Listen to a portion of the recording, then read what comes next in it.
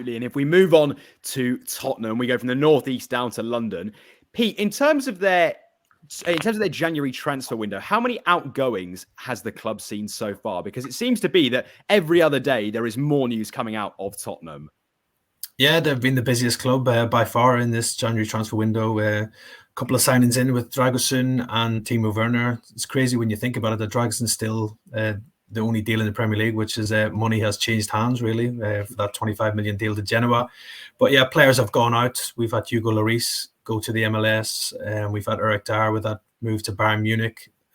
Also, we've had Jed Spence go out on loan to Genoa. Sergio Reguilon's gone on loan to Brentford, and we've had a couple of younger ones like Ashley Phillips and Alfie Devine go to Plymouth just to get first-team football. And it looks like Japet Tanganga is the latest player who's going out on loan to Millwall. So he's trying to clear the decks, Ange Postecoglou, for players who aren't going to be playing in his plans long-term as well. And I think there'll be others who maybe make that move out before the end of the window. I know there's been a story on Football Insider that Ryan Sessegnon and Brian Hill could also both depart before the close of the window as well. Probably Brian Hill could be a permanent deal. There is interest from Spanish clubs in him, while I think Sessegnon, who's only played a few minutes this season, I think in that FA Cup tie against Burnley, due to injuries, he could possibly be loaned out, and I'm sure there'll be a number of clubs interested in him as well.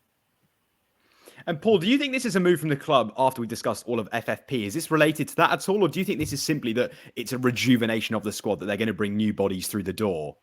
Well, listen, there's no point in keeping players if you're not going to use them. And if you can get players out the door, there's no point in hoarding a dressing room full of players that are on a wage bill, that are commanding a salary, if the manager's got no intention of using them or playing them or integrating them into his squad. The new manager there is going to be a turnover. There needed to be a huge change. Harry Kane going, the new manager coming, it was always going to be a transition period. I mean, yes, Ange's hit the ground running, but there's still a lot of work to be done there. You know, there's a reason that they haven't won anything for a long time. And he's come in, they've completely overhauled the style of football, completely overhauled the way they play. There's certain players that don't fit into his thinking. Brian Hill, for me, he's too lightweight for the Premier League. He's not good enough for the Premier League. He will move on. Eric Dyer didn't fit into his system. He didn't want him to play. He's gone. Reguilon, exactly the same. If your face doesn't fit, the manager doesn't want that type of player. There's no point in keeping players for the sake of it. The younger players I get, loan them out, give them some experience. But give this manager, he's earned the right to go to Daniel Levy and go, I need this, this and this, and I'm going to clear out that. And he's earned the right to have carte blanche, in all honesty, to do what he wants with that playing squad because of the style of football, the results he's got, and where he's put that football club in a short space of time. I mean, why wouldn't you let him do it?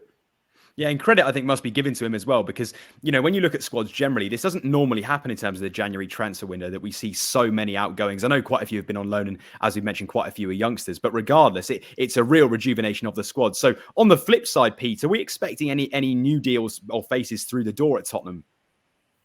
Yeah, I think Ange Postecoglou would still love to bring in at least one more new signing if he can. He's obviously been backed by Daniel Levy with the Dragusin and Timo Werner signings. Central midfield is still an area of the squad that he wants to improve in. Conor Gallagher's the one that everybody keeps talking about. Tottenham had interest in the England international in the summer, but were unable to get a deal over the line. Again, Gallagher's future is up in the air at Chelsea. Talk that Chelsea could be willing to sacrifice him and sell him for a huge profit, obviously being a homegrown player, and that would help them in their FFP restrictions as well.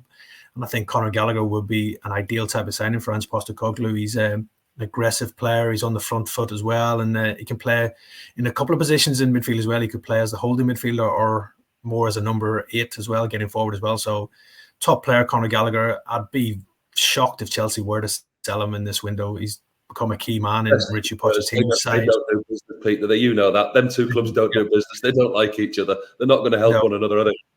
Definitely not. That's why I think Chelsea would be demanding a huge fee for Conor Gallagher. And I think the last deal they did between each other was Carlo Cudicini. Was that in 2009 or something like that? So that shows there's definitely not a lot of love lost between Tottenham and Chelsea. So that makes that deal very unlikely as well. I think Tottenham, they'll be keeping tabs on the Calvin Phillips situation as well to see if his loan fee comes down. And I think he, again, could be another one who could be interested in a move to Tottenham for the second half of the season, just to get regular first-team football ahead of the Euros as well. So they're probably the two names that Tottenham are looking at right now, but two complex and difficult deals to do as well. Paul, if you were again, if we remove all the hypotheticals about the fact that it's obviously going to be quite complicated, who would you rather? I mean, short term, I think Phillips probably works better in terms of the length of the deal, the agreement. But going forwards, do you think Conor Gallagher would he suit Ange's style of play? Yeah, absolutely. Would you know? Would you look at the way that he plays? He's combative. He's all energy. He's always good for a yellow card every week, and that's just the way he plays. He plays on the front foot. And that's him and that type of player. And I think that's why I brought Timo Werner in. I mean, he's not going to score 20, 25 goals a season. He's not going to set the Premier League alight by scoring goals, but his work rate, his attitude, his application off the ball, the way that Ange plays, Conor Gallagher would fit into that absolutely. And do you know what? But let's be really optimistic. If Spurs want to progress, they want to move forward, want to back the manager, get both of them. They're two very different players. Calvin sits and he holds a similar type of way that Bentancur does. Conor Gallagher would play probably more advanced in Ange's system, or they can play as the holding one. But if Spurs are going places and they want to move on and progress to the next level, aim for the stars, go for both of them. Wow, that's a really big call, actually. I think that would work. I think that double pivot, and of course they've got the likes of Sarr, Bissouma, Bentancur, as you mentioned. Maddison's coming back at some point, and I think that's worth mentioning, Paul, in here. Of course, Spurs aren't now playing as Pete previously spoke about the fact that they're not playing Manchester City until next week. Do you think now actually the Spurs squad generally need a bit of a break? Because it looks like Maddison potentially and Kulusevski could be coming back for that game. Well, we're in the middle of the weirdest winter break ever, aren't we? I mean, it's the strangest winter break that I've ever seen. 2 games on a Saturday, 2 on a Sunday. Oh, but if you've got an FA Cup replay, you can't have a break. I mean, West Ham and West Ham fans, there's no break for them, is there? Yeah, I mean, the winter break, you can understand how it's been put in, but I don't think we'll be seeing it in this form ever again because it just hasn't worked, has it? No, and it does feel quite strange too. I think the other time normally with going, through December is that fans don't always keep up with the fixtures because there are so many, but this feels even stranger because there are no fixtures to look forward to. So when you ask someone, when are you next playing? No one really knows. People get confused. Is it this weekend? Is it next weekend? I certainly have struggled at times to keep up. Pete, other than that, are there any other news? So we've mentioned Conor Gallagher. Are there any other midfielders that they've potentially been speaking about that they might be looking to bring in? Yeah, I think Tottenham, along with Newcastle, they've been looking at Ederson at Atalanta as well. He's a name that's on their radar. Again, a difficult deal to do in this January transfer window, but I think come next summer, they will be rivaling Newcastle for his signature as well. And a lot will depend for Tottenham for next summer is where they're going to be. Are they going to be in the Champions League? Because that'll obviously boost their transfer kitty and allow them to maybe go out and sign even bigger names as well. But I think for me, a quick question for Paul is, would you let Pierre-Emile Højbjerg go in this window if the right offer did come in? Because I thought he played really well against Manchester United last week. But if Spurs are going to bring players in, they're going to have to let players go as well.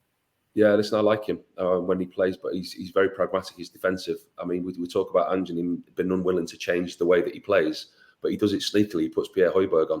I mean, you look at the Manchester City game, the first half, they were ripped open. They could have been 3 or 4 down at half time. He brought Pierre-Emile Højbjerg on in the second half, and that was his pragmatic. That was Ange being defensive, and I think he does that. He does a really good job at doing that. He doesn't want him to start. He doesn't start in many games, but he's a fantastic option to have in the squad. But from the player's point of view, I think if he wants to play week in and week out, it's not going to be at Tottenham. He's going to have to look elsewhere. From a complete selfish point of view, unless you bring somebody else into the squad, I'd be trying to keep hold of him and keep him into the squad and use him as and when needed like he has done. But you can't keep a player that doesn't want to stay. The only reason I would let him go because of the manager's views, if you can bring somebody else into the squad. Yeah. But unless you can do that, I'd be tempted to keep him. We've discussed valuation, Pete. What sort of valuation do you think Højbjerg would command in potentially this window or the next? Yeah, I think for this window, for somebody like Højbjerg's experience, a Danish international, you're probably looking at 20 to 25 million, I think, for him. Obviously, the player himself almost left in the summer transfer window. There was interest from several clubs as well. Fulham made a late move from as well to try and replace Paulini when they thought he was leaving, but then the move fell down as well. A lot depends on Pierre-Emile Højbjerg. Will he want to move? He might force a move in this window, especially if Spurs do bring in another midfielder before the close of the window. There's been talk of Napoli being interested in him as well. So I think for Højbjerg, I think 25 million is probably the going rate for a midfielder like him right now as well. But Spurs won't do anything until they bring in a midfielder because obviously they've got Bissouma and Matteo Sarr away at AFCON right now as well. So they won't want to leave themselves short in the Ange Postecoglou. Although you might not trust Pierre-Emile Højbjerg right now to start games, he's still having an effect, I think, when he comes on, and he definitely needs him around the building right now until a potential new midfielder arrives. You've just watched a segment from Football Insider's brand new podcast, The Inside Track, with me, Lewis Pearce, alongside the guests on the show. Thanks very much for tuning in. Please do give the video a like, comment your thoughts on the topic, and feel free to share on your social media pages. If you want to listen to the full podcast episode, click the link in the description below. Keep your eyes peeled for plenty more content and exclusives here on The Inside Track.